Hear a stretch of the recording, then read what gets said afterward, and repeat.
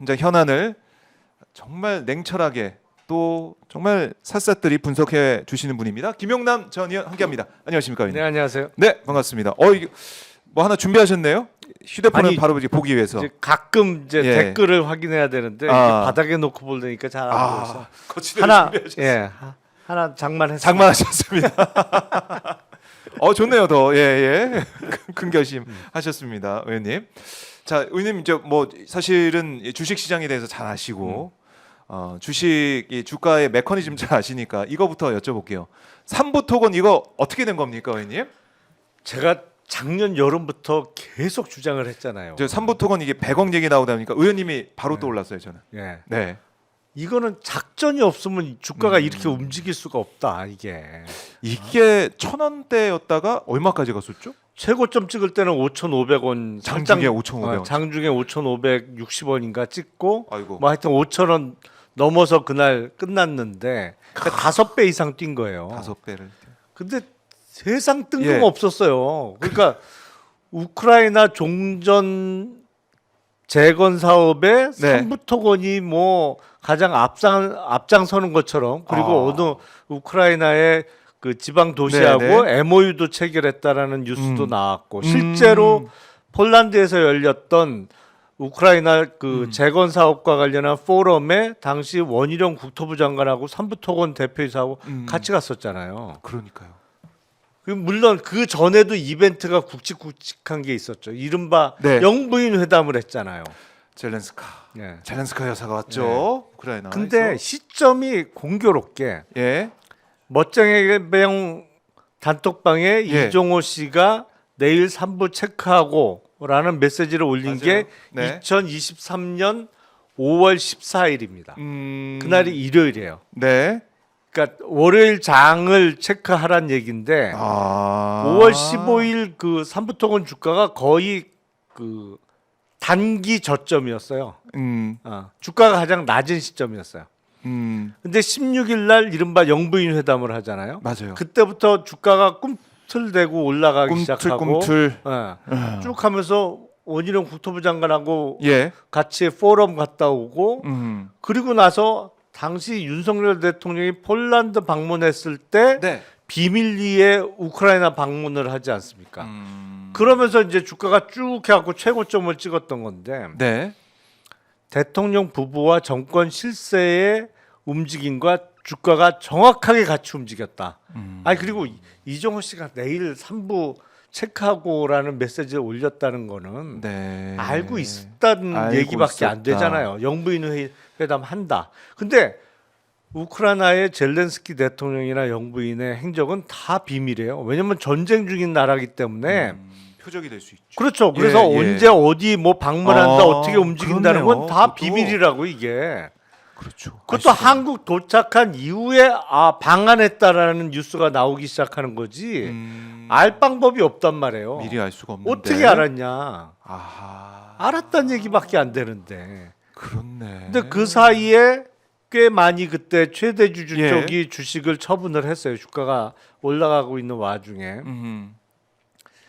누가 봐도 이거는 작전의 냄새를 지울 수가 없는데 문제는 진작 알지 않았을까?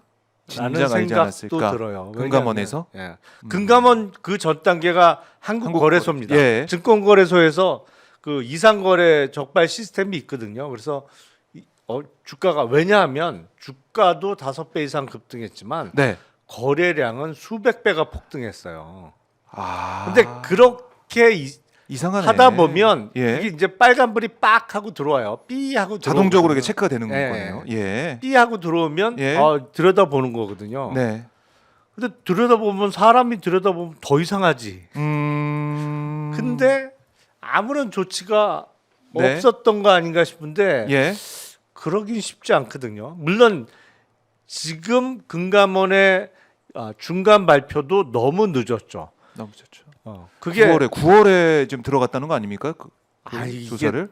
삼부토건이 작년 9월에? 시끌시끌해진 게 작년 7월부터 시끌시끌했는데 그때 작년 7월에 제가 방송마다 나와서 맞아요. 이거 이상하다. 예. 이거 그렇죠. 이거 조사해 봤다. 이거 아무래도 작전 그 당시에 우리가 매주 얘기했었어요. 그러니까요. 예. 그 얘기한 지가 언젠데 뭘 그것도 늦게 들어가고 갔고 네. 그 결과를 왜 이렇게 한참 있다 내놓냐고. 아, 그것도 이상하다라는 거. 자, 이렇게 어떻게 보면은 1,000원대에서 5,000원대까지 갔다. 근데 그 사이에 우크라이나 영부인, 그러니까 대통령 영부인 젤렌스카 여사까지 오고, 그 다음에 원희룡 장관과 함께 삼부토건 사람이 가서 뭐 포럼에 참석을 네. 하고 이런 일이 이어졌다. 참 이상하다. 그리고 이종호가 거기에 또 삼부 체크하고는 얘기까지 하면서 네. 들어가 있는데 아니, 그날이 체크한 날이 최저점이에요. 단기 저점 주가가. 그러니까 그날 샀으면 5배 이상을 먹었지. 만약에 고점에서 팔았다고 하면. 근데 이종호는 도이치모터스 그 당시에 김건희 계좌 관리를 해준 네, 주가 조작의 주가 조작, 주포고. 주포 역할을 네. 했던 사람이고, 그러니까 이종호 얘기가 나오다 보니까 결국 김건희 얘기가 또 따라서 나오는 거고, 네. 이건 뭐 합리적으로 따라가면서 의심할 수가 있는 거 아니겠습니까? 당연히 의심해야지. 당연히 의심할 네. 수밖에 없다. 그래서 이걸 과연 그 뒤에 누가 있었고 어떻게 이런 정보를 알았고 삼부 얘기가 왜 나온 것이냐? 골프장 삼부는 아닌 것 같죠? 아 그건 확인이 됐잖아요 이미. 없다고 하니까. 군대에는 삼부 삼부가 기업이 없다고 없다는 건 하니까. 이미 국회에서 확인이 된 거고. 그러니까 삼부 토건이라는 것은 또 우리가 확실히 알 수 있는 것이고, 체크하는 그 저점에서 5배가 네. 뛰었던 것도 사실이고, 야, 이거는 당장이라도 조사를 제대로 할 수밖에 없는 상황인데. 당장 수사해야죠. 네. 어. 아니 그리고 이거는 진작 끝났어야 되고. 네. 그러니까 기본적으로 가장 많은 수익을 낸 계좌가 어떤 거냐. 그리고 이거 주가 조작한 사람들이 자기 명의 계좌로 절대 안 합니다. 이게. 그렇겠죠. 예. 그럼 이게 어떻습니까? 그러니까 수사의 ABC를 보면은 이게 좀 어렵으니까 좀 시간이 좀 많이 걸립니까? 어떻습니까? 자기 계좌 자기 이름을 안 한다라고 했을 때 네.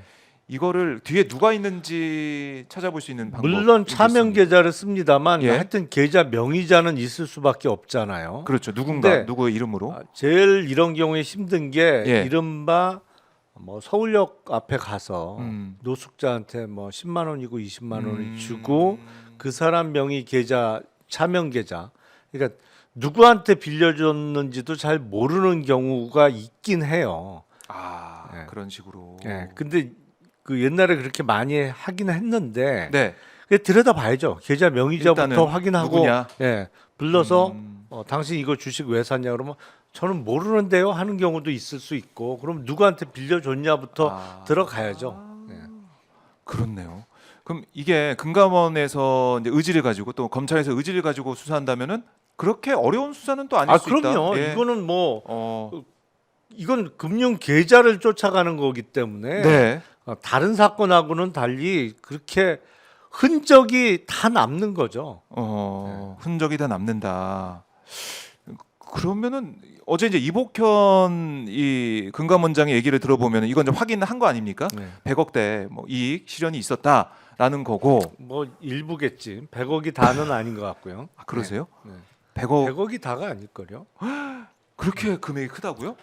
100억도 좀 딱 듣고 아니 이게 5배가 뛰었는데. 네. 그리고 지금은 사실은 거래 정지가 돼 있는 상태잖아요. 네. 삼부토건이. 예. 그런데 거래 정지 직전만 해도 회사의 실질적인 내용에 비해서는 주가가 비쌌어요. 네. 그러니까 이게 5배가 뛰었을 때는 시총이 예. 꽤 됐었을 거예요. 이게 지금 제가 정확한 액수는 지금 기억이 안 나는데 그 사이에 금감원이 일부 계좌를 확인했겠죠. 근데 이게 한두 개 계좌가 동원된 게 아닐 거란 말이에요. 그래요. 그래서 다 그 일망타진해서 쭉 훑어보면 네. 100억보다는 훨씬 많을 겁니다. 그래요. 예.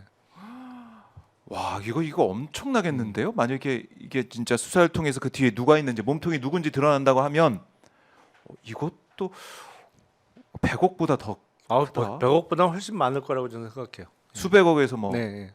천억대까지 갈 수 네, 있으니까. 네. 그러니까 연관 계좌를 얼마나 많이 찾아내느냐, 그 사람들 간의 계좌 명의자와 실제 소유주 간의 관계를 얼마나 밝혀내느냐의 문제인 거죠.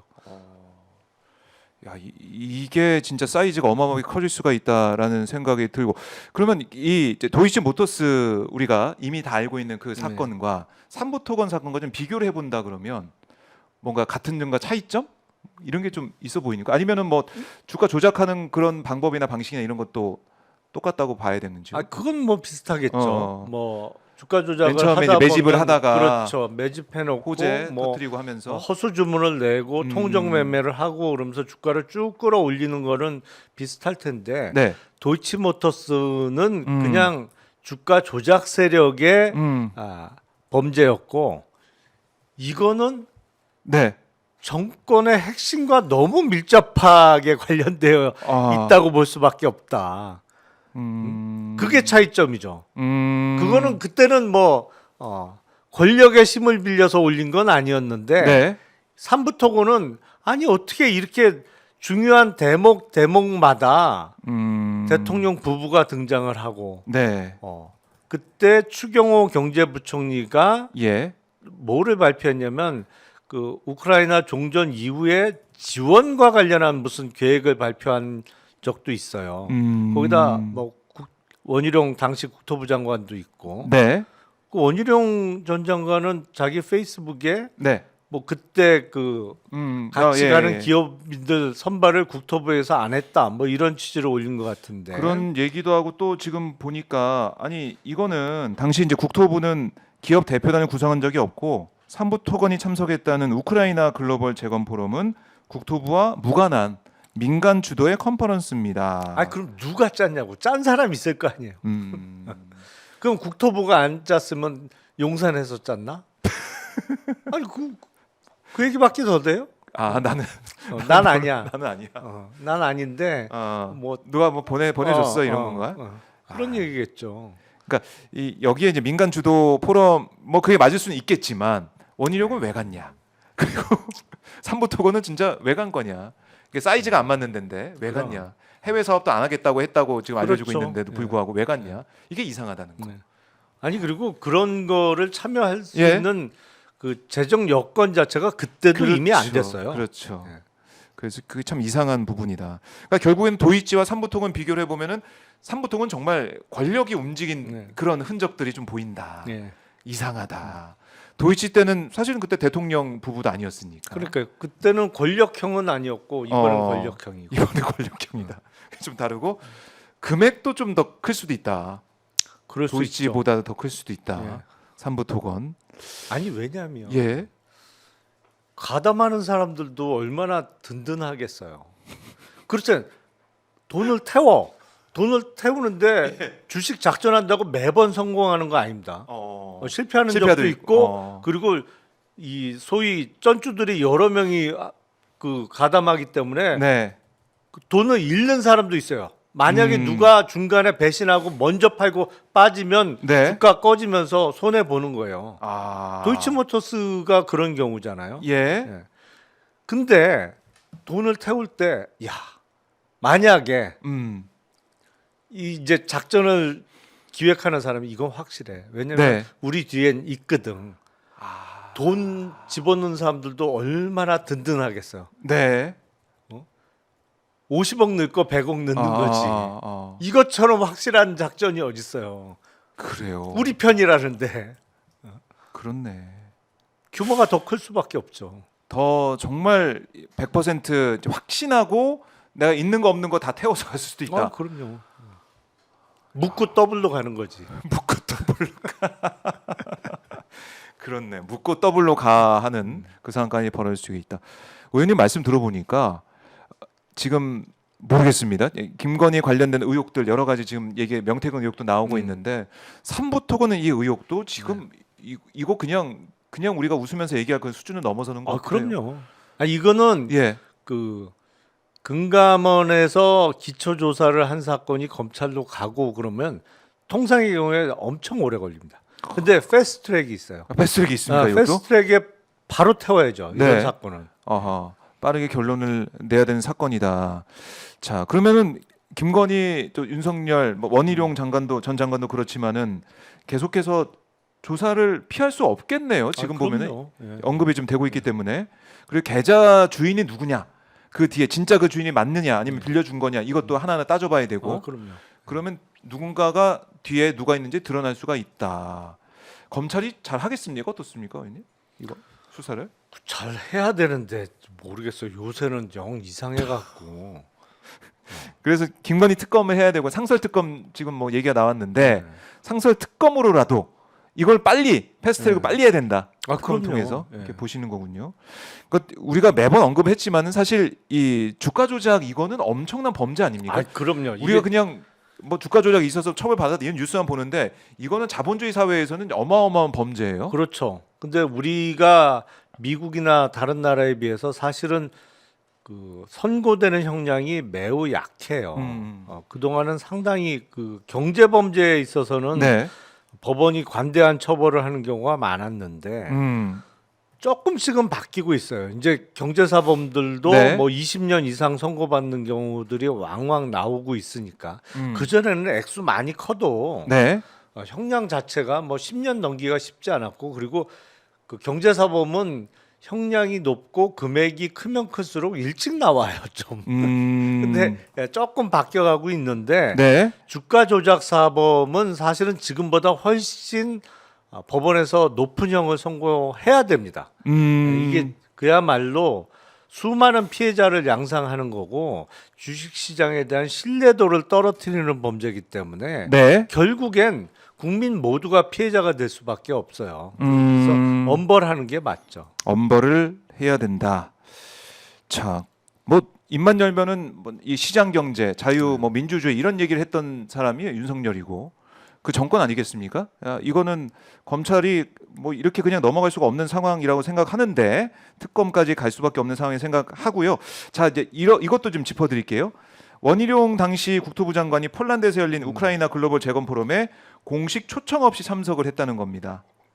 공식 초청 없이 참석을 했고 삼부토건이 우크라이나 코노토프 씨와 재건 사업 관련 포괄적 양해각서 체결한 것도 이 포럼에서였는데 초청도 없는데 원희룡 장관이 가서 있었다. 더 이상하네. 진짜 그건 진짜 더 이상하네. 그리고 이상해. 아니 장관이 그렇게 한가해요? 그쪽에서 오라는 초청장도 안 보냈는데 그냥 야, 막무가내로 간 거예요 그러면? 이상하네 진짜. 그건 진짜 이상한데요. 와, 이게 점점 짙어지고 있습니다. 그러네. 의혹이. 이건 뭐 수사를 피할 수 없어요. 이건 수사를 진짜. 피할 수 없다. 저 보면 네. 참 국정 운영이 정말 막무가내야 막무가내. 나 참. 막무가내다. 막무가내 이 상황 언제 마무리가 될지 저희가 계속 지켜보고 있는데, 자 의원님은 언제로 예상하십니까? 헌재 판단? 다음 주쯤 나오지 않을까요? 다음 주쯤. 네. 뭐 일각에서는 17일, 18일 이런 얘기하는 사람 있다고 박지원 아까 의원이 얘기하고 가셨나요? 그것도 사실은 네. 대선 날짜를 고려한다고 하면 17, 18일도 가능합니다. 17, 18일도 가능하다. 네. 네. 대선 날짜가 이게 5월 초에 연휴가 좀 오래 끼어 있잖아요. 그래서 이번 주에 선고를 하면 제가 보기엔 뭐 이번 주 선고도 충분히 가능해 보이는데 네. 뭐- 대선 날짜 잡기가 참 애매해요. 연휴가 중간에 끼어 있어서 네. 그 연휴에 붙이거나 이게 너무 근접해 있으면 투표율이 많이 떨어질 그렇죠. 우려가 있어서 네. 그렇게 되면 아하. 이달 17, 18일 선고를 하게 되면 5월 14일 수요일쯤 대선을 치를 수가 있거든요. 그러면 연휴가 다 끝나고 이게 그렇죠. 그냥 다음 주- 정상적으로 주 5일 다 근무하는 주에 주에 할수 있다. 수요일 날쯤 할 수 있기 때문에 투표율을 생각한다면 네. 그런 날짜도 가능하죠. 그런 대선까지 생각할 것이다. 근데 저는 또 이런 생각도 들더라고요. 선관위랑 뭐 소통을 했다는 거 아닙니까? 소통하고 있다는 거 아닙니까? 헌재에서.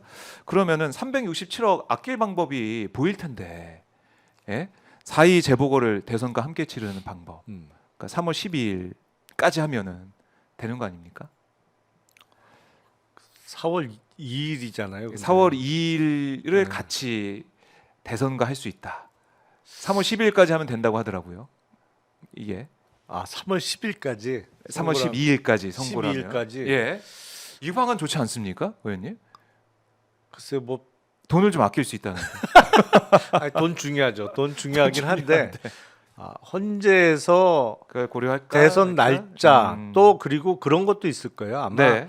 윤석열에 대한 탄핵 인용 결정을 하기 전에 한덕수 총리에 대한 결정을 먼저 할 가능성도 좀 있어 보여요. 그래요. 예. 아. 그래서 그런 걸 다 고려하면 다음 주 후반이나 네. 다다음 주 초도 가능해 보이긴 합니다. 참 매일 매일이 참 이제 정말 피가 마르고 있거든요. 이제 국민들 입장에서는. 사실은 불확실성을 빨리 제거해 주는 게 좋긴 하죠. 그러니까요. 그게 지금 안 되고 있기 때문에 뭐 대선 일정까지 얘기를 하면서 언제가 될까 그 날짜를 생각을 하고 추측을 해보고 말씀을 드리는 것인데 날짜는 날짜고 결론은 뭐 지난주와 동일하게 8대0 보시는 거죠, 의원님은? 그건 뭐 저는 의심하지 않습니다. 근데 사실은 의원님도 의심 안 한다고 하는 것 같은데 국민의힘의 잠재적인 대선 주자들도 의심 안 하는 것 같아요. 8대0 믿고 있는 것 같아요. 뭐 알만한 사람들은 다 알죠. 다 알고 있고 한동훈 전 대표도 이 시점에 책 내고 북콘서트 하고 있는 거 대선 본격적으로 선거운동을 하는 거잖아요. 사실상 다 알고 있는 거 아닙니까? 그리고 오세훈 시장도 그리고 뭐 코가 얘기하고 있고 코가 어감이 저는 좀 좋지 않더라고요. 코가 그러니까 마가를 마가에 건대서 뭐 코가 하고 있는데 처음에 제가 들었을 때 뭐 코가 어쨌다는 거야? 뭐 코가 길어져요. 뭐 코가 빨개졌다는 거야? 뭐 어쨌다는 거야? 근데 그 별로 이렇게 따라한 거 중에는 없어요, 조금 별로 그 참모들이 아이디어가 신선하지 못했어요. 그래요. 코가 그것도 그렇고 노마드 얘기를 또 홍준표 시장이 하면서 이사 준비를 좀 하시는 것 같은데 어떻습니까?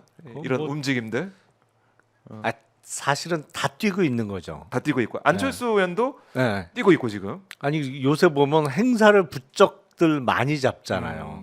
안철수 의원도 어젠가요? 부산 내려가서 뭐 박형준 시장하고 대담도 하고 오세훈 시장도 부쩍 이런저런 막 발표 행사를 많이 하더라고요. 기자들과 문답도 막 하면서 얘기하고 그러니까 다들 사실상의 대선 국면인 거는 맞는데 다만 거의 홍길동전인 거죠. 홍길동전. 대선을 대선이라고 얘기 못하고 발은 다 대선 국면으로 뛰고 있고.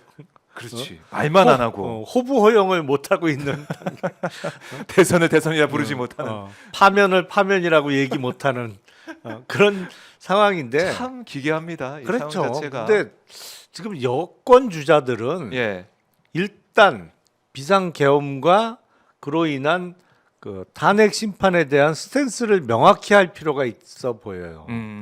그나마 그나마 탄핵 찬성이라고 분류할 수 있는 사람이 뭐 한동훈 전 대표 정도인데 거기는 또 뭐 윤석열 지지자들을 향해서는 쏘리 했더라고요. 그 뭔 소리를 뭔지 모르겠어. 어떻게 해야 돼요? 어떻게 해석해야 됩니까? 이걸 그러니까 왠지 지지층을 다 가져가고 싶다. 뭐 이 국민의힘 지지자, 뭐 극우 쪽도 마찬가지고 국민의힘에서 약간 그래도 윤석열 너무하네 이런 사람이 있을 수 있으니까 그 지지층 좀 가져가고 싶다 이런 마음이 읽혀지긴 하는데 이게 효과가 없을 것 같아서 저는요. 그러니까 그렇게 국민들 어떻게 다 가지려고 하다가는 다 놓치는 수가 생기는 거죠. 그러니까 그렇잖아요. 네. 그러니까 본인이 본인의 철학과 신조를 뚜렷하게 나타낼 때 사람도 그 사람의 생각이 이렇구나 해서 모일 수 있는 거지.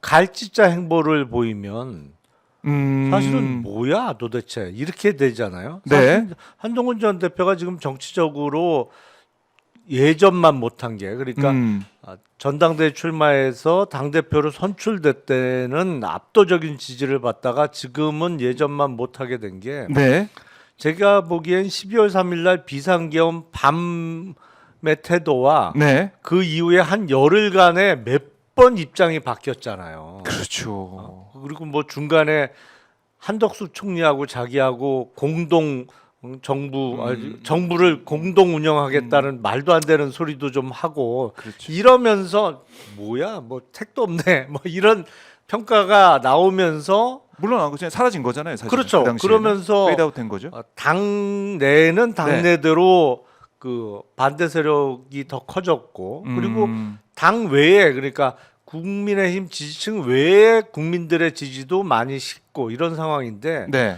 지금도 제가 보기엔 약간 앞뒤가 안 맞는 얘기를 하는 거예요. 그러니까 음. 다 잡으려고 하면 다 놓쳐요. 그러니까 한동훈 전 대표 행보 사실은 맨 처음에 이제 계엄 해제 의결할 때 친한계 의원들과 함께 들어가서 네. 투표하고 나와서 뭐 얘기할 때 그때까지는 괜찮았는데 윤석열을 만나고 온 다음부터 좀 이상하더니 갑자기 한덕수랑 당사에 등장해가지고 막 뭐라고 하고 그때부터 국민들의 신망을 또 잃은 게 아니냐. 네. 그리고 더 나아가서는 국민의힘 지지층에서도 한동훈은 배신자다 이런 프레임도 계속 남아 있는 것이고 사실은 한동훈으로 가야 대선을 이길 것 같다라고 판단이 되면 국민의힘 당원들도 확 쏠립니다. 아. 결국엔 본선에서 이길 사람한테 쏠릴 수밖에 없어요. 그렇겠죠. 윤석열 데리고 왔듯이. 예. 사실은 국민의힘 소속 현역 국회의원들보다 어떤 면에서는 더 대승적인 판단을 할 수 있는 게 당원들이에요. 국회의원들은 안 그래요. 국회의원들은 그렇죠. 대선은 지더라도 네네. 자기네 그룹이 하여튼 뭐 친윤 세력이나 이런 네. 그 일부 국회의원들이 당권을 계속 자기네가 가져가고 음. 다음 총선에서 자기 공천이 보장된다고 하면 네. 대선 지고 당권을 잡는 걸 선택을 아. 하지. 하지만 당원들은 아니란 말이에요. 그렇겠네요. 판단 기준이 달라요. 그래서 오히려 당원들을 움직이는 게 의원들을 움직이는 네. 것보다 쉬워요. 맞네. 근데 당원들이 보기에도 예. 한동훈으로 못 이길 것 같은데 이러면 안 온다고요. 그러니까 그래요. 한동훈 전 대표는 판단을 잘못하는 거예요. 사실은 전 국민적 지지도를 올려야 당원표를 갖고 올 수 있습니다. 당원들을 상대로 쏘리 미안하다라고 얘기한다고 당원표가 오는 게 아니에요. 중요한 지점인데요, 이거. 오.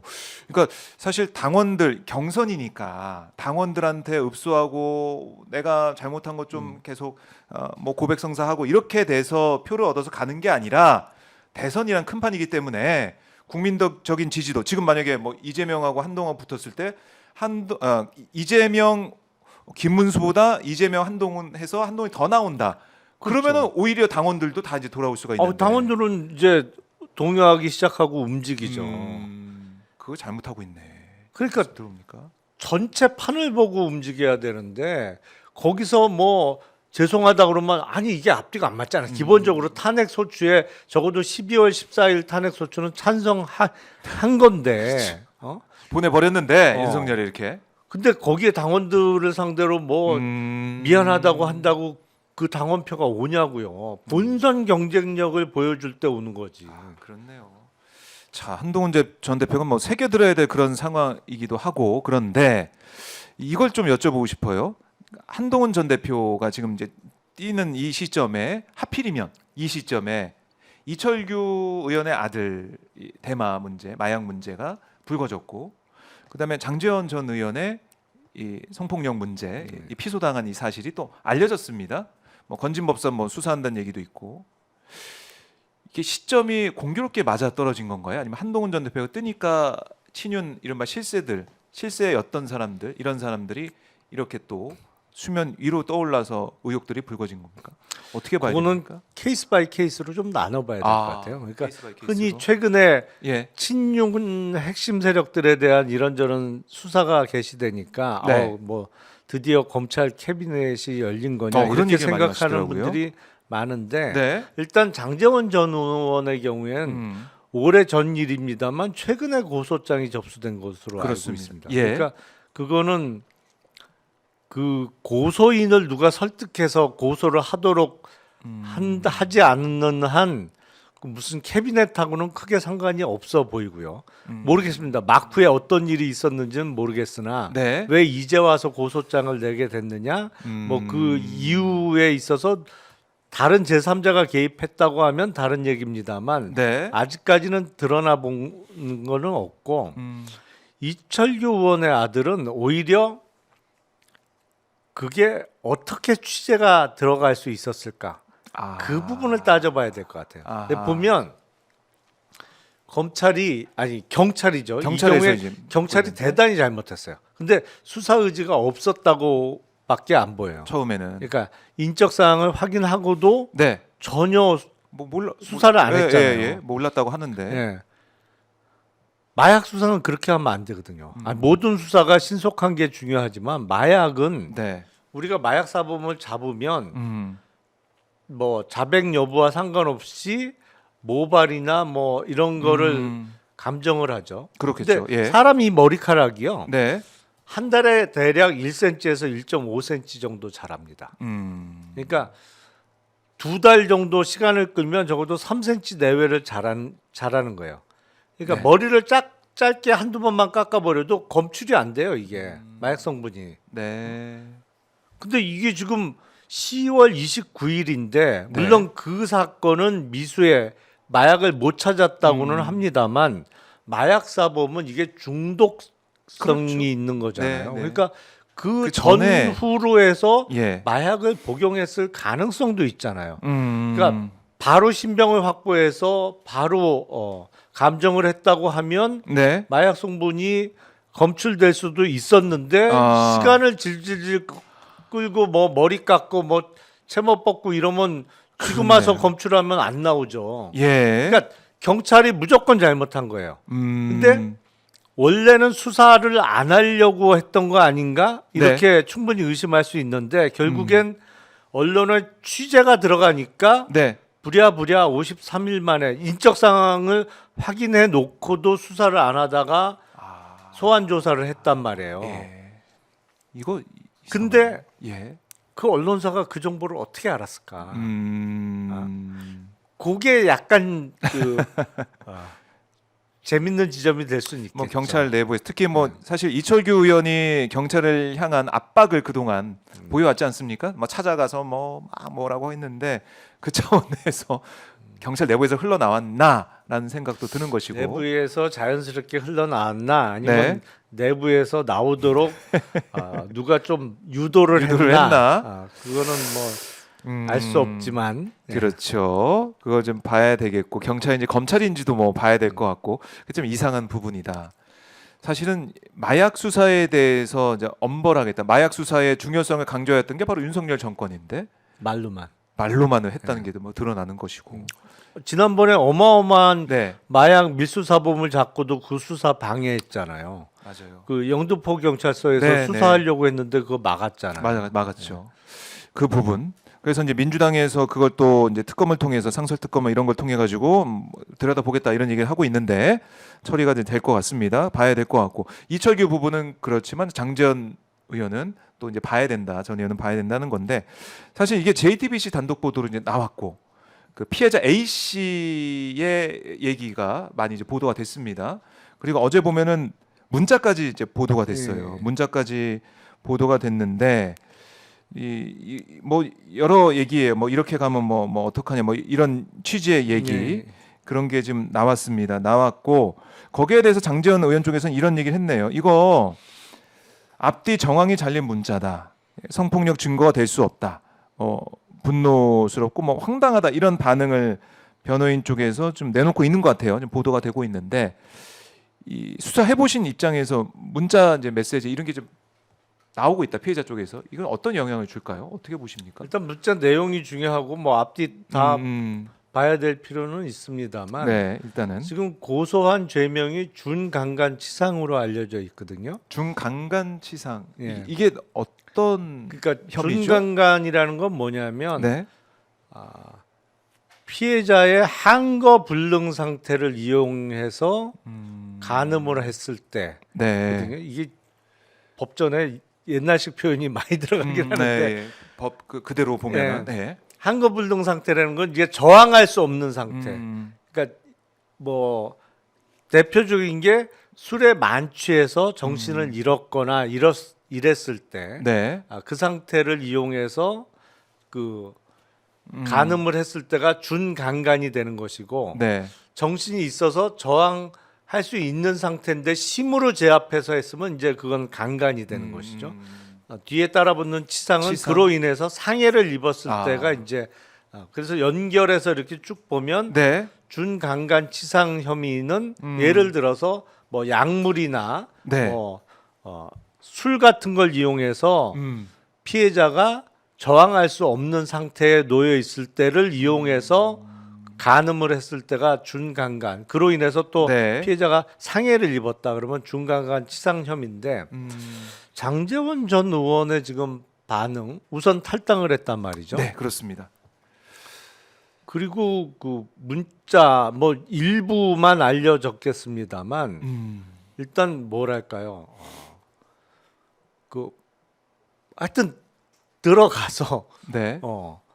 어떤 그 행위가 있었던 거는 맞아 보여요. 근데 쟁점은 거기가 의사 합치가 있었느냐 네. 아니면 뭐 진짜 고소인이 예, 정말 그 술에 주장대로. 만취해서 저항할 수 없는 상태였느냐 그게 가장 쟁점일 것이고 결국엔 그 부분이 수사의 핵심이겠죠. 그 부분이 핵심이다. 일단은 이제 피해자 쪽에서는 뭐 이제 돈 얘기도 나오고 2천만 원 뭐 이 얘기 합의금 쪽으로 뭐 내서 받았다 이런 얘기도 하고 지역에서 권력이 센 장전 의원 일가가 무서워 사실 말하지 못했었다. 그럼에도 오랜 기간 자괴감과 트라우마에 시달리다 고소를 결심했다 이런 입장을 맨 처음에 내놨습니다.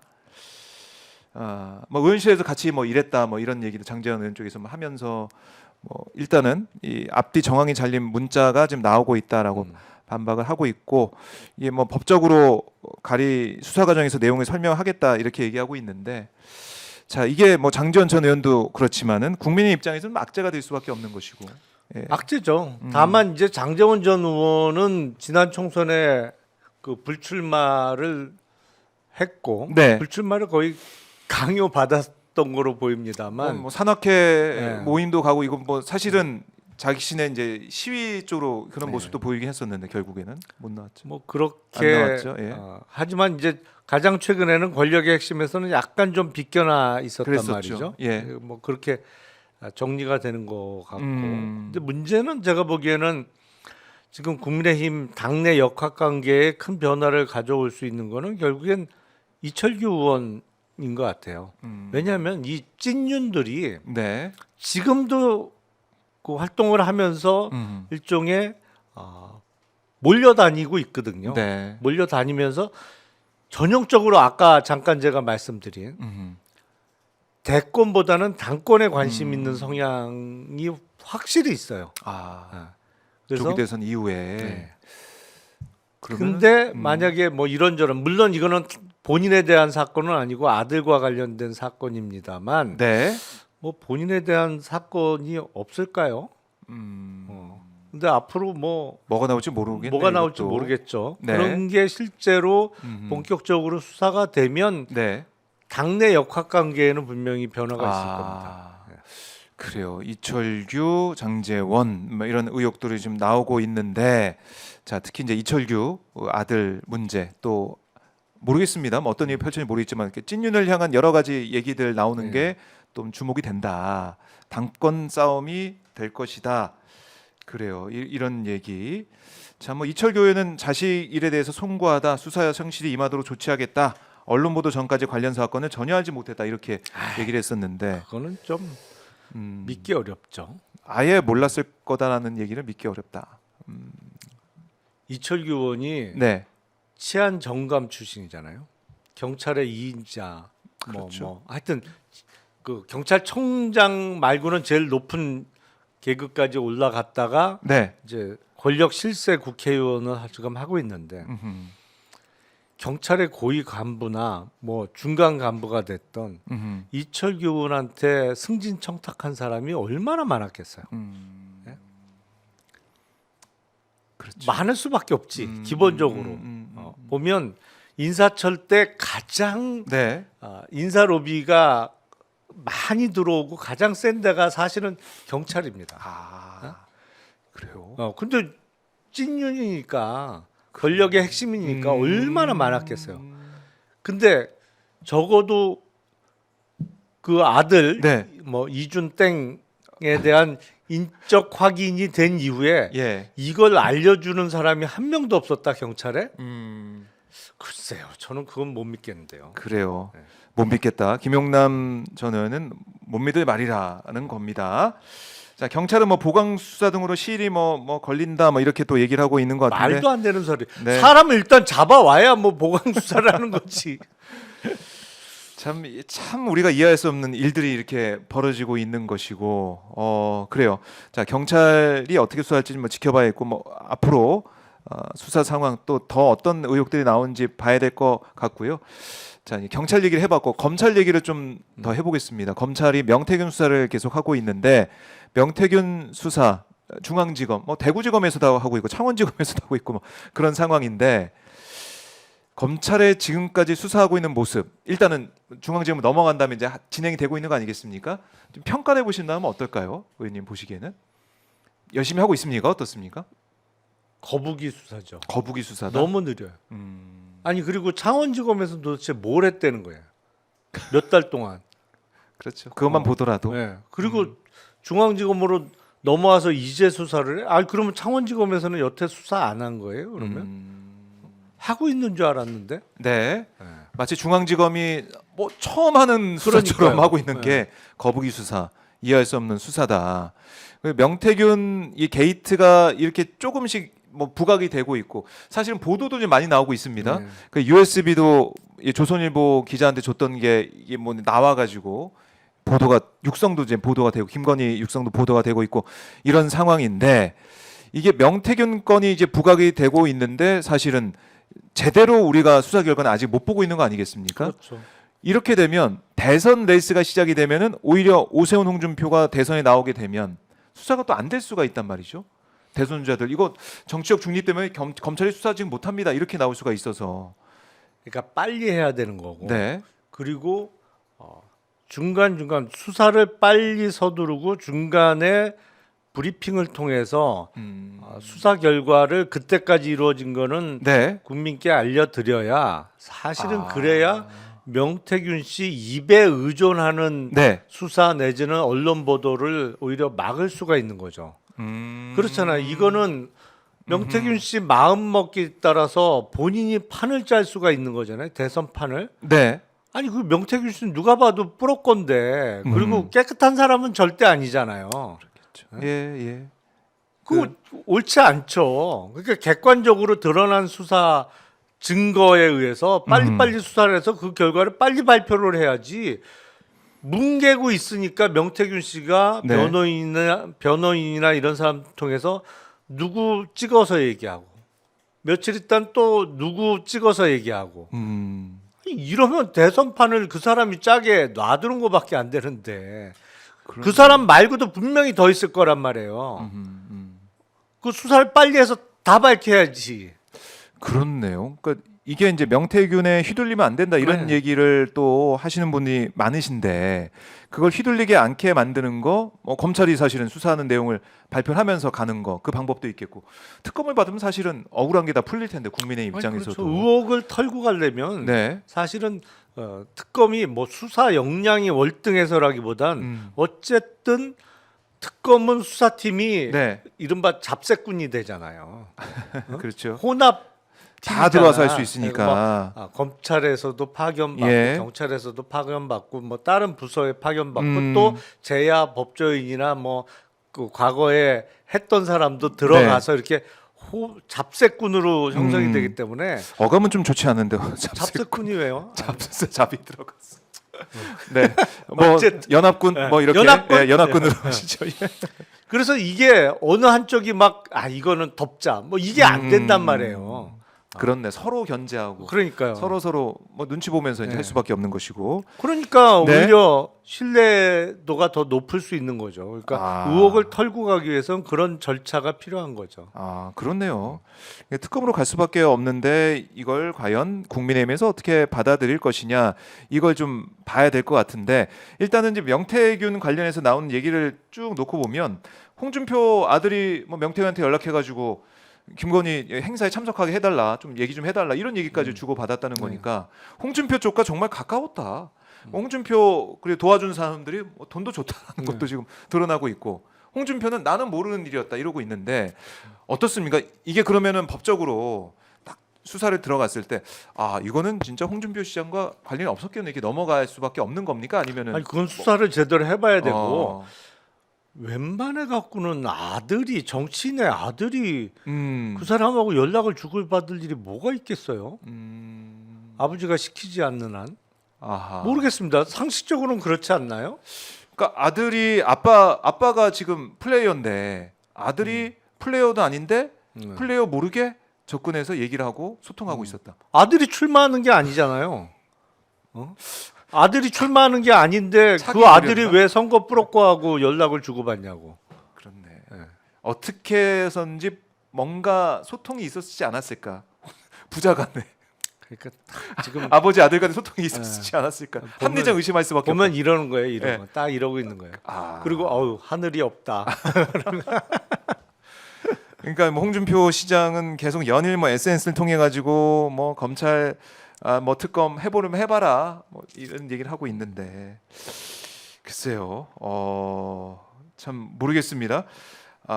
오늘 또 홍준표 시장이 박수영 의원을 찾아갔나 봐요. 네. 박수영 의원 찾아갔나 봐요. 그렇죠? 오늘 찾아간 것 같아요.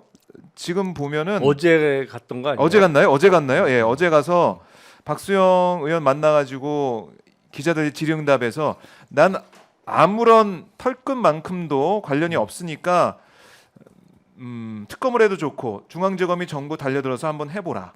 수만 건이 황금폰에 나왔다는데 전현직 정치인 140명이 관련돼 있다는데 뭐 나는 내 전화번호 하나를 있는지 내 카톡이 다 한 줄 있는지 다 까봐라 이런 얘기를 하네요. 아니 그건 뭐 대법원 네. 확정되기 직전까지도 나는 뭐 죄 없다고 다들 그러는 거니까. 그래요.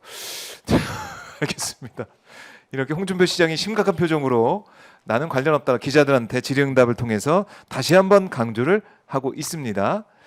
수사는 해봐야 된다 그렇지만은 그럼요. 다시 한번 말씀을 드리고 자 이제 박수영 의원이 이제 등장을 했으니까 단식 오늘 5일 차입니다. 권영세 비대위원장이 찾아가서 이제 그만하십시오. 건강이 염려됩니다. 이렇게도 만류도 했다고 하는데 이 단식은 좀 어떻게 보고 계십니까, 의원님? 그냥 놔두지 뭘 만류를 해요. 그냥 놔두지.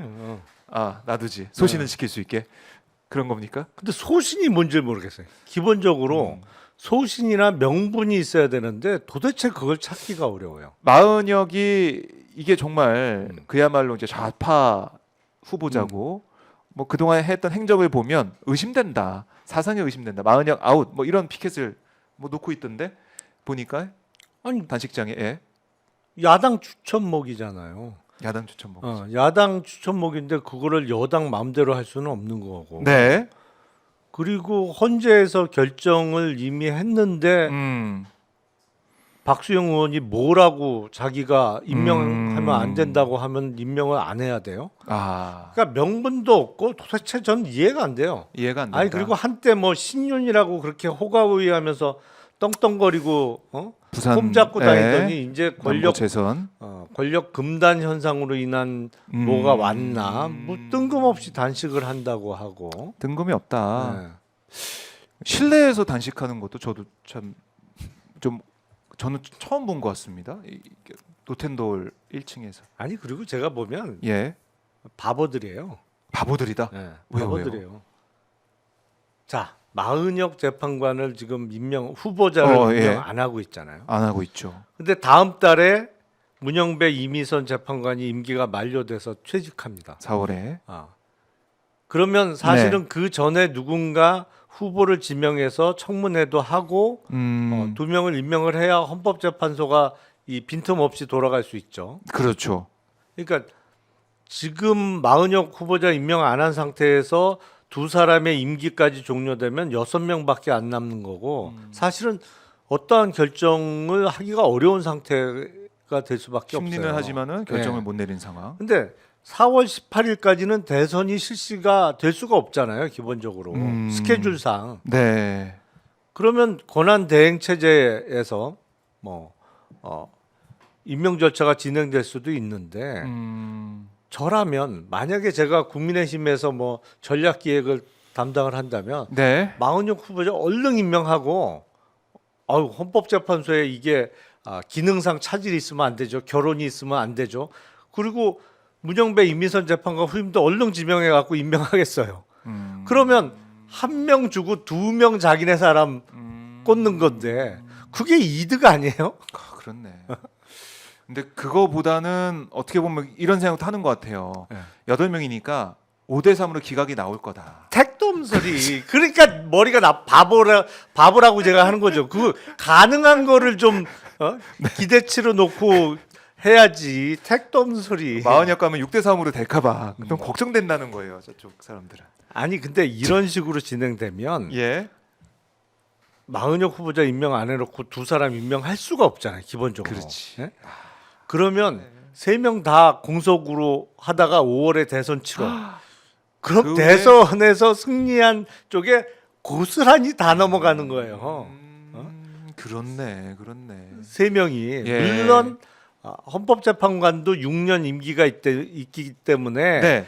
이번에 뽑히는 대통령이 최근에 임명된 조한창하고 정계선 예. 재판관 빼고는 임기가 다 뭐 달라- 도래할 예, 겁니다. 그렇긴 하지만 그래도 지금 얼른 해놓으면 두 명은 자기 사람 임명할 수가 있고 예. 그 사람은 이번에 뽑히는 대통령보다 임기가 더 길잖아요. 헌법재판관은 6년 임기이기 때문에. 그렇네요. 뭐 야, 이거 거의 뭐 청기누설급인데. 아니, 이거 알려주면 안 되겠네, 국민의힘에. 어떻게 머리가 안 돌아가도 저렇게 안 돌아가지? 김용단 전 너무 답답해하신다. 아니, 브레인이 없나 지금 국민의힘에서 전략자의 사람이 없는 건가 아니면 진짜 이게 마비가 돼서 그야말로 극우의 이제 논리와 그런 주장의 경도가 좀 돼가지고 아니 그러니까 망하죠. 저렇게 망조가 들지. 망조가 머리 들었다. 나쁘니까. 아, 예, 그런 상황들. 자, 이 방송 보면 안 되는데 국민의힘에서. 아, 근데 걱정입니다. 지금까지 하던 게 있어서 관성이 그러니까, 있어서 예. 갑자기 뭐 임명하고 그러면 안 되겠죠. 또. 다음 달에 두 명도 또 임명할게요. 이거 못 해요. 그러면 관성이 있어서. 안 되죠. 예. 안 되고 지금 보면은 모르겠습니다. 지금 마흔역 아웃을 얘기하고 있는 건 5대 3 그 생각 계속 하고 있는 것 같아요. 아이, 거기에 빠져가지고 못 빠져나온다 이런 생각을 할 수밖에 없습니다. 택도 없는 소리. 택도 없는 소리다. 택도 없는 소리고 그러니까 최상목 대행이 그랬다는 거 아니에요? 지금 뭐 동기니까 서울대 동기니까 너무 걱정된다. 건강 걱정된다고 그러고 있는데 이 동기가 단식해서 최상목이 임명 안 하는 건지 모르겠습니다만 쓸데없는 소리 진짜 곧 대통령 권한대행 시기나 돼 갖고 쓸데없는 소리라고 그래. 예, 뭐 동기 걱정을 지가 하고 있다는 것 밥안 먹는데 뭘 걱정을 해. 알아서 하겠죠. 딱 정리를 해 보고 자 방첩사 대령이 계엄 직후에 검찰 간부, 국정원 간부와 수차례 통화했다는 이도 나오고 있는데 네. 물론 막 당사자는 뭐 이거 관련된 거 아니다 이렇게 부인하고 있습니다. 하지만 이상하거든요. 봐도 이상해요. 이거는. 그러니까 선관위에 수사기관이 온다라는 얘기를 했다고 증언이 나왔는데 뭐 나중에 여인영은 뭐 부인하고 있긴 하지만 어쨌든 수사기관 얘기하면은 검찰 얘기를 할 수밖에 없는 거 아니겠습니까? 근데 또 통화한 내역이 나왔어요. 이거 어떻게 봐야 됩니까? 뭔가 숨기는 게 분명히 있죠. 그러니까 일단 검찰. 김성훈 경호차장에 대한 영장을 계속 기각하는 게 저게 도통 네. 이해도 안 되지만 있을 수가 없는 일이거든요. 근데 왜 저럴까? 네. 그건 이유가 있는 거죠. 아하. 그러니까 반드시 뭘 막아야 되는, 네. 숨겨야 되는 게 있는 거고 저는 그 차원에서 방첩사 대령의 진술을 통해서도 역시 뭐가 있다. 그렇네요. 그러니까 지금 수사를 받아야 될 사람이 수사 지휘를 하고 있다고 볼 수 있는 거 아니냐라는 생각이 들어요. 그러니까 검찰 뭐 이게 명태균 사건도 그렇고 일선 검사들은 정말 열심히 하려고 노력을 한 흔적이 보이고 그런데 이게 어디선가 막혔고 그 이후에 계엄까지 내란까지 이어지게 된 걸로 흘러온 거고 이것도 보면은 선관위에 이제 출동을 뭐 민주당에서는 뭐 출동했다라는 제보 받았다고 했는데 뭐 또 검찰에서는 부인하고 있고 어쨌든 모르겠습니다. 근데 전화를 했다는 건 사실로 이제 확인하는 거죠. 평소에 방첩사 대령하고 네. 검찰 쪽에 누구하고 통할 일이 뭐가 있을까요? 그러니까요. 방첩사에서 글쎄 간첩 수사를 네. 했다. 그래서 잡았다. 네. 그래서 곧 송치할 예정이다. 음. 이 정도면 통할 일이 있겠죠. 근데 그거 아니고선 통할 일이 없죠. 네. 그러니까 지금 이 방첩사의 이 송모 대령이 장성우 방첩사 1차장으로부터 계엄 당시에 중앙선관위 서버를 확보하라는 지시를 받으면서 검찰, 국정원 등 전문가 그룹이 올 거다 얘기를 들었다고 검찰이 진술했는데 실제 방첩사 간부와 검찰 관계자, 국정원 관계자 사이 통화가 계엄 이후 이틀 동안 이어졌다. 그래서 선관위 서버 확보와 계엄 이후 말맞추기 등의 대화가 이루어진 게 아니냐. 의심이 이제 당연히 나오는 거고 김성훈 차장에 대한 구속영장을 계속 기각하고 반려하고 이런 모습이 세 차례나 이어지다 보니까 이것도 이상하고 비 아픈 얘기가 당장 떠오르는 것이고 그건 있을 수 없는 일을 지금 하고 있는 거예요. 이게 검찰을 이렇게 놔둘 수가 없는 거예요. 제가 봐서도. 그건 분명히 잘못하고 있는 겁니다. 검찰이 과연 내란 때 무엇을 했을 것인가? 또 김용현 전 장관이 검찰에 나오는 과정에서 누구와 어떻게 소통을 했던 것인가? 이거 밝혀져야 됩니다. 그래서 특검을 해야 되는 건데 최상목이 딱 지금 버티고 있다 보니까 특검도 안 되고 다 미루고 있는 것 같아요. 다 서로 폭탄 네. 돌리게 하면서 최상목 권한대행은 한덕수 총리가 복귀해서 한덕수 총리가 결정하겠지 뭐 그러고 아니 난 몰라. 난 손 안 댈래 뭐 이러고 네. 있는 거 아닌가 싶어요. 그래요. 그냥 국민들의 이 고통과 분노만 지금 커져가고 있고 여기에 대해서 우리 계속해서 특검 얘기를 할 수밖에 없습니다. 자, 속보가 지금 들어왔는데요. 포천 한미연합훈련 중에 포탄이 떨어져서 4명이 부상당했다. 지금 속보가 들어왔습니다. 민가 두 채의 포탄이 떨어졌다고 그래요. 포천 노곡리 민가 두 채의 포탄이 떨어져서 4명이 부상됐다는 속보가 들어왔는데 한미연합훈련 중에 포탄 떨어진 걸로 추정이 되고 있고요. 추가 피해를 또 확인하고 있습니다. 자, 지금 여기에는 3명 부상인데 YTN의 속보에 따르면은 4명 부상으로 지금 나오고 있네요. 10시 48분에 들어온 속보입니다. 걱정되네요. 그러게요. 걱정되네요. 걱정되는 이런 상황인데 참 이러다 보니까 여기저기서 사고가 발생하고 그러니까요. 있어서는 안 되는 일이 벌어지는 거 보니까 국정이 또 불안해서 이러는 것인가라는 생각이 드는 것이죠. 사실은 그렇죠. 네. 네. 이 대내적으로도 그렇고 대외적으로도 트럼프가 지금 그야말로 전 세계를 쥐락펴락하고 있는 이 시점에서 우리는 상대할 사람이 없어요. 이것도 너무 제일 큰 리스크 아닙니까? 아니 그리고 의회에 가서 연설하는데 한국 콕 집어 얘기를 했잖아요. 무섭더라고요. 그러니까 다음은 너야 뭐 이거 아닙니까? 긴장해 이건데 사실 말도 안 되잖아요. 우리가 관세를 4배나 물리고 있다. 이건 FTA 맺었는데 뭐 아니, 관세래요? 그러니까 FTA 왜 했는데? 왜 했는데? 도대체 근데 보면 네. 미국도 그렇고 우리도 그렇고 상식에도 상식에도 맞지 않고 가짜 뉴스인데 네. 어떤 직에 있는 사람이 얘기를 하면 그걸 무조건 믿는 층이 있잖아요. 그렇죠. 미국도 그런 거고 우리도 지금 그런 거죠. 네. 그러니까 예를 들어서 무슨 부정선거, 뭐 간첩. 근데 어쨌든 그걸 대통령직에 있는 자가 얘기를 하니까 예. 맞아 아니면 그럴 거야라고 믿는 층이 있는 거고 미국도 아니 FTA를 우리가 맺은 지가 언젠데 그럼요. 한국만 뭐 일방적으로 미국보다 관세를 4배 높게 막 매긴다고 얘기를 하니까 그냥 뭐 그냥 많은 사람들도 또 맞겠지 뭐 이런 끄덕끄덕하고 있을 것 같아요. 환장하는 거죠. 환장해. 그러니까 우리는 사실은 진짜 상황이 다른데 다른 나라더라고요. 상황도 다르고 관세 얘기를 사실은 할 필요도 없는 것 같은데 뭐 이 반도체법도 없앨 것처럼 얘기하고 그러면 방위비 진짜 분담 얘기도 그렇고 그 다 퍼준다면 우리는 뭡니까 이거는? 아니 분명히 네. 바이든 정부 때 음. 보조금을 준다고 해서 어마어마한 돈을 그럼요. 투자해서 뭐 삼성전자가 텍사스에 공장도 어마어마하게 크게 짓고 다 투자를 한 건데 네. 이제 와서 안 준다고 하면 그 공장을 뭐 접어서 주머니에 넣어서 갖고 올 수 있는 것도 아니고 이 국가 신인도라는 게 신뢰도가 떨어질 수밖에 없는데 예. 문제는 말도 안 되는 아니 근데 그거 어떻게 할 수가 없잖아요 또. 근데 법보다 주먹이 더 가까운 게 국제 사회니까 참 뭐 억지를 부리면 어쩔 수가 없죠. 예. 그래서 여기에 대한 대응을 치밀하게 잘하기 위해서는 빨리 리더십이 만들어져야 네. 된다는 얘기를 강조할 수밖에 없습니다. 이번에 젤렌스키가 트럼프 앞에서 이렇게 당하는 모습 보니까 남일 같지가 않더라고요. 저는 그거 보면서.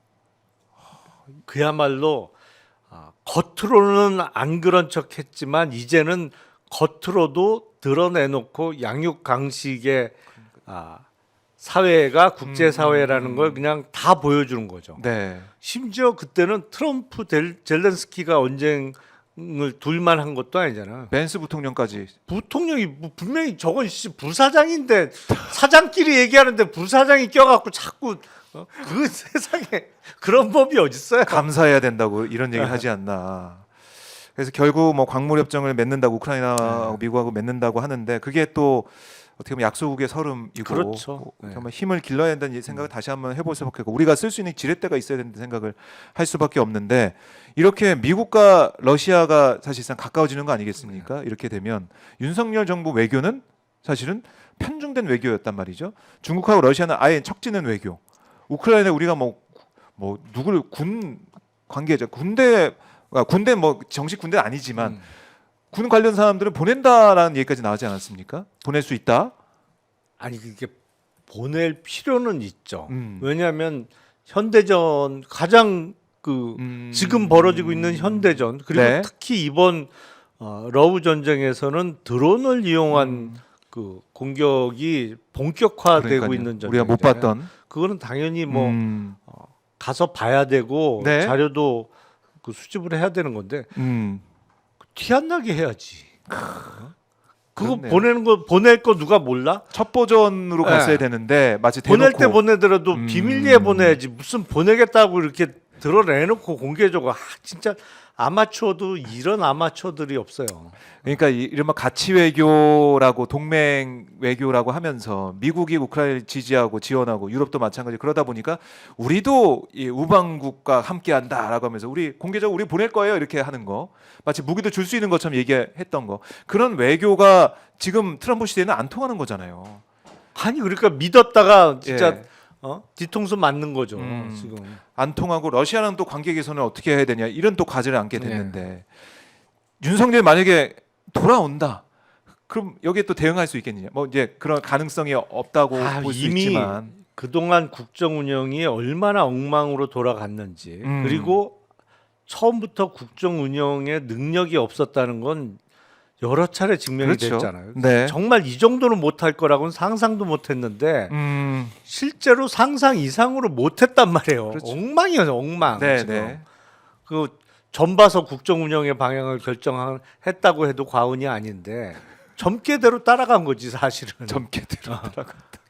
그러니까 뭐 꿈자리 사납다고 비행기 타지 마 그러면 안 타고 뭐 이런 식이었잖아요. 맞아요. 뭐 조문도 안 하고 영국 가서 뭐 청와대 들어가지 마. 들어가도 급살맞아 그러니까 진짜 안 들어가고 뭐 이런 식이기 때문에 복귀라는 건 지금 뭐 꿈도 꿀 수 없는 상황인 거고 다만 이미 일은 벌어졌고 사고는 여기저기 쳐놨는데 이걸 누가 가장 잘 수습할 수 있느냐 그리고 이걸 빨리 정리하고 이제는 제대로 나가야 될 거 아니에요. 그렇죠. 이제 결국에 그럴 만한 능력을 보여주는 사람이 다음엔 뽑혀야죠. 그래서 누가 돼야 됩니까, 의원님? 모르겠어요. 근데 지금 말씀하시는 거 들어보면은 누가 돼야 된다라는 느낌을 아마 시청자분들 받으실 것 같은데 일단 능력주의가 제일 큰 기준이 돼야 되지 않을까 싶어요. 네, 능력. 지금 이런 위기 상황을 극복할 수 있는 그런 능력이 가장 우선시 돼야 된다. 이걸 지금 강조를 하겠습니다.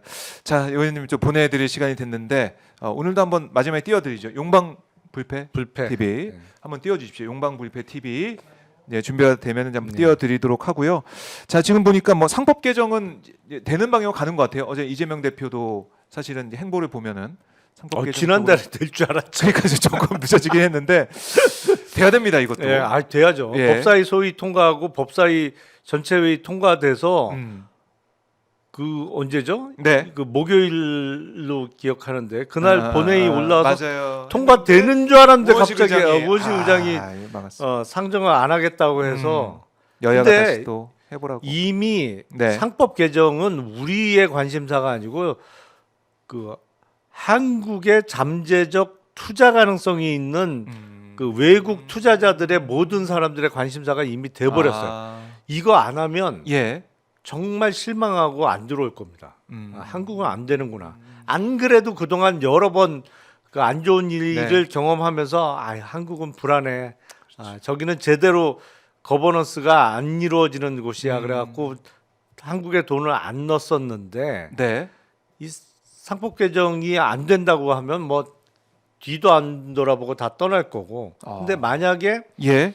상법 개정이 조만간 되고 물론 그게 끝은 아니고 시작입니다만 그리고 이달 말에 공매도가 재개될 예정이잖아요. 맞아요. 이제 국제 룰대로 다시 되고 그 이후에 뭐 입법적인 조치도 더 필요하겠습니다만 결국엔 법원의 판결을 통해서 야 이렇게 하면 안 되는 거야. 지배주의들 니네 마음대로 해서는 안 되는 거야. 네. 라는 거를 확인시켜 줄 수 있는 판결이 하나 나면 제가 진짜 장담하건대 네. 코스피는 무조건 5천 갑니다.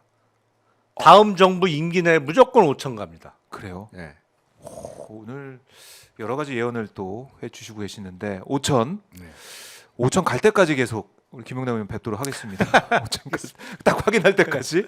자, 용방불패 TV 이제 띄워드렸습니다. 12만 넘어서 쭉쭉 가고 있는데요. 아직까지 용방불패 TV 구독하신 분들 구독 꼭 해주시고요. 김용남 전 의원의 행보 응원을 많이 해주시면 고맙겠습니다. 자, 다음 주 목요일쯤에는 선고가 난 다음에 뵐까요? 아니면은 그때 선고 나 있을까? 아니면 선고 내리기 전날 우리가 만나게 될까요? 좀 궁금합니다. 그날 오후쯤 선고 나지 않을까요? 항상 목요일 무슨 일이 있더라고요. 네. 예, 금요일까지 안 갈 수가 있다. 한번 지켜보겠습니다. 의원님 고맙습니다. 네, 고맙습니다. 감사합니다. 김용남 전 의원과 말씀을 나눠봤습니다.